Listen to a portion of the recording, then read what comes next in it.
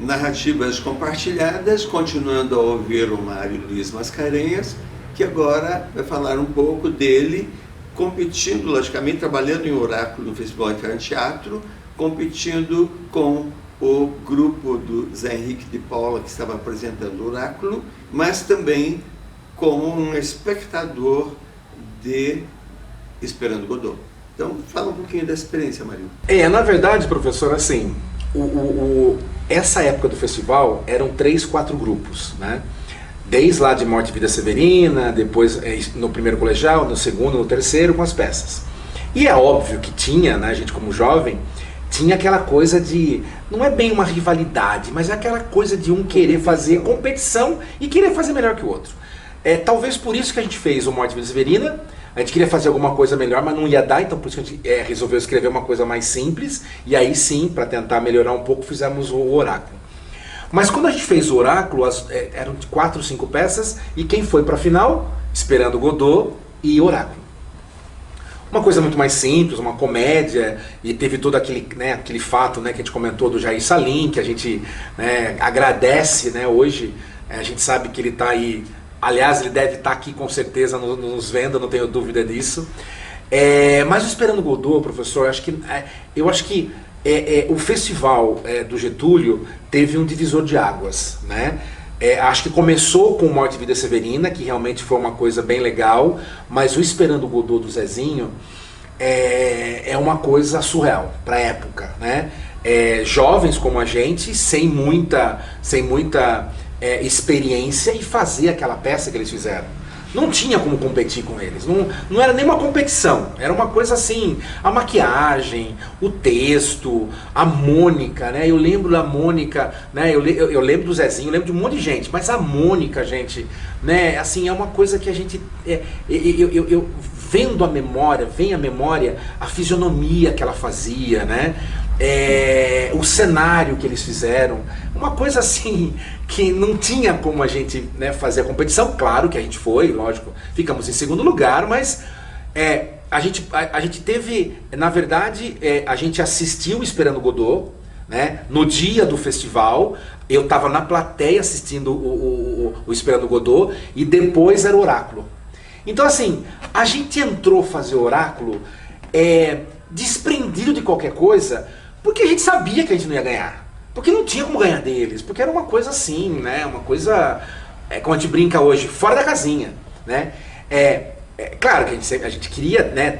Sempre teve aquela competição. Mas depois de ver aquela, né? Você ficava assim, olhando assim para aquelas cenas que ele, né, que ele elaborou, aquele cenário, aquela maquiagem. A gente entrou, eu lembro, né? A gente fez lá a nossa concentração, mas a gente tinha a certeza, né, que era muito mais uma apresentação do que uma competição, porque não dava para competir com ele, né?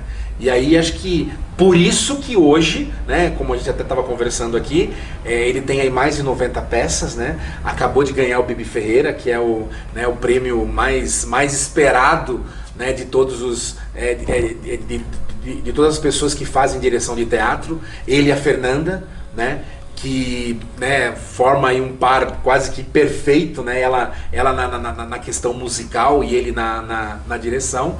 Então são essas lembranças. Tem a rivalidade, claro que tem, mas a gente vê aonde o Zezinho tá, e saber que o Zezinho saiu daqui, saiu do Getúlio, saiu de Sorocaba, como outras pessoas, mas na questão do teatro, eu acho que tem bons exemplos, mas acho que um deles é o Zezinho, né? E aí, professor, só pra gente, né, fazer um fecho em tudo isso, eu levei muito isso pra minha vida, né? Não só para os meus filhos, mas, né, para minha parte, né, para minha questão profissional. Eu sempre gostei de fazer uma atuação, né? Eu brinco muito, né, que na minha profissão hoje, né, hoje eu trabalho na gestão de pessoas, tenho, né, trabalho numa empresa, trabalho no Carrefour. Eu tenho 12 lojas com 65 funcionários. Então assim, eu também preciso fazer uma atuação em cada loja que eu vou, né? Então aqueles momentos de sentar embaixo da árvore e declamar uma poesia, eu também às vezes me sinto fazendo isso com os meus funcionários. Hoje mesmo uma supervisora me ligou com um problema que não tinha nada que ver uma coisa com a outra. Eu tive que ter aquela sensibilidade de falar com carinho, como o senhor sempre falou com a gente, para conquistar ela, para que ela pudesse voltar e continuar fazendo a atuação, o papel que ela precisa, que é fazer a gestão de pessoas. Então, essa questão do teatro, do festival, professor, pra gente foi, pra minha vida foi muito importante. Eu hoje mesmo, né, eu tenho 2 filhos, como eu falei, sou casado, inclusive a Ana Paula, né, como o senhor bem disse, a mãe dela foi diretora aqui, né, da Uniso, né, da antiga Facas, né, da Faculdade de Filosofia. Então, assim, é um misto de, sabe, de querer mais. Então, estar aqui com o senhor, né, fazendo esse bate-papo aqui é muito gostoso, relembra muita coisa, e que a gente, cada um de nós que estamos aqui, a gente leva esse pedacinho dos festivais, né, para a nossa vida. E quando... Eu sempre tive um sonho, professor, acho que eu comentei com o senhor. Eu sempre quis resgatar as equipes do Morte e Vida Severina, né? E aí a Tânia, que também estudou com a gente no Getúlio, mas não fazia parte do teatro, ela, o Flaviano e a Adriana Barros começaram a montar um grupo.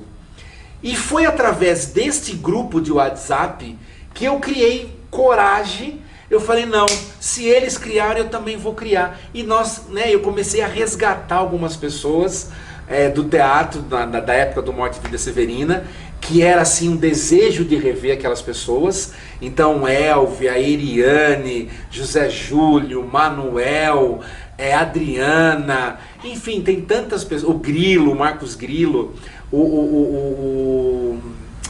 que é advogado, o Elton, né? Então assim, são pessoas que a gente tinha muito contato e que a gente ficou 25, 30 anos sem se falar, professor, né? Então assim, com esse resgate que a Tânia fez, eu criei coragem e encontrei, né? A gente voltou a se falar, a gente nunca deixou de se falar com o senhor, mas de falar do teatro, tanto é que a gente se reuniu, né? Certa vez aí, o mês passado, o mês retrasado, e que pessoas que fazia muito tempo que a gente não se via, e é assim, é uma grata lembrança, né? Lembrar dos festivais, lembrar do senhor, lembrar de tudo que a gente viveu, a gente leva para as nossas vidas, que eu não tenho, né? Eu não tenho dúvida disso. Então, e foi criado um grupo, né, que a Tânia, o Flaviano, mais alguns, né, conseguiram chegar a quase 100 pessoas, né, acho que 86, né, e aí você, paralelamente, fez a montagem do grupo do Morte e Vida Severina. E assim, acho que... E foi feito um encontro de uma turma maior, isso, né, e há também do Morte e Vida Severina. E aí, professor, só para fechar, como a gente tem essa memória, né, é só a gente puxar. Nesse encontro do Getúlio, várias pessoas, porque eu estava junto, procuraram o senhor e declamaram as mesmas poesias de 20 e 30 anos. Então assim, eu lembro do André, eu lembro do Flaviano, eu lembro de algumas pessoas que a gente, tava um barulhão, uma bagunça toda, mas chegavam no senhor, né? Pessoas que faz tempo que não viam o senhor, e aí o senhor tocava no assunto, e as pessoas falavam declamavam as mesmas poesias. Mas ficaram na vida, né? Então isso é vida, né, professor? Como você também, né, quando você entrou no primeiro ano, né, vocês falavam poemas em sala de aula, né? Não iam tanto para fora, mas faziam também isso. Antes do festival, professor, o senhor dava alguns poemas pra gente, para ler em sala de aula, pequenos poemas, ou alguns poemas mais com textos mais complicados. O senhor fazia a gente procurar os sinônimos das palavras, aí a gente tinha que trazer esse texto para a sala de aula, e como era uma coisa, declamar a poesia na frente de todo mundo, o senhor muitas vezes tirava a gente de sala de aula, colocava no intervalo embaixo da árvore. Então essas pequenas ações que o senhor fazia desinibiam a gente. Por isso que, com a literatura, essa literatura que o senhor trazia pra gente, uma literatura rebuscada, com textos complicados, o senhor descomplicava, fez a gente ganhar força e fez a gente encarar o teatro. Então o senhor preparou a gente em pequenos textos, em pequenos poemas. Eu não sei se essa era a sua intenção. Eu estou imaginando agora. Para o senhor realmente levar a gente para o teatro, imagine, 18, 19, todo mundo, né, não sabia fazer nada. O senhor preparou a gente em sala de aula, fora da sala de aula, dando alguns poemas. E aí sim, a hora que o senhor viu que a gente estava mais ou menos desinibido, aí o senhor foi para o plano B, que foi para os festivais. Eu estou pensando isso agora, eu acho que foi uma tática do senhor. Pode ser que alguma coisa tivesse sido planejada, outras não. A gente vai fazendo, né, acontecer. Sim. E aí fica essa maravilha toda que é a história de vocês. É verdade, professor. Muito bom. Mas... a gente tem só que agradecer, né? Agradecer ao professor Roberto, que sempre esteve disponível com a gente nas dificuldades. Lembrando que a gente tinha 18 anos, né, professor? 17 para 18 anos, então aquelas diferenças que a gente tinha. E o senhor sempre, né, conseguiu conciliar, né, os nossos desafios, nossos problemas com pequenos toques, pequenos puxões de orelha, né, mas que isso a gente leva para o resto da vida. Eu só tenho a agradecer, né, muito obrigado, que esse momento para o senhor de também fazer parte da nossa lembrança e relembrar também fortaleça o senhor a continuar. Né, a continuar, seja na parte acadêmica, seja nesse trabalho que o senhor está fazendo, e que o senhor possa inspirar. Eu acho que a gente nasce e cresce, acho que para inspirar as pessoas, né? Eu não tenho dúvida que, no caso para mim e para outras pessoas, o senhor sempre foi motivo de inspiração. E que esse trabalho que o senhor está desenvolvendo agora também seja inspiração para outros professores, para outros trabalhos, para que a gente possa, daqui 10, 20, 30 anos, ter outras histórias melhores ainda que a gente, e que a gente possa ainda estar compartilhando bons momentos. Muito obrigado. Mário, sou eu quem agradece. Deus abençoe você. Muito obrigado pela sua presença, seu carinho, essa presença constante. Com certeza. Obrigado. Então, Narrativas Compartilhadas agradece a presença do Mário e até a próxima. Obrigado.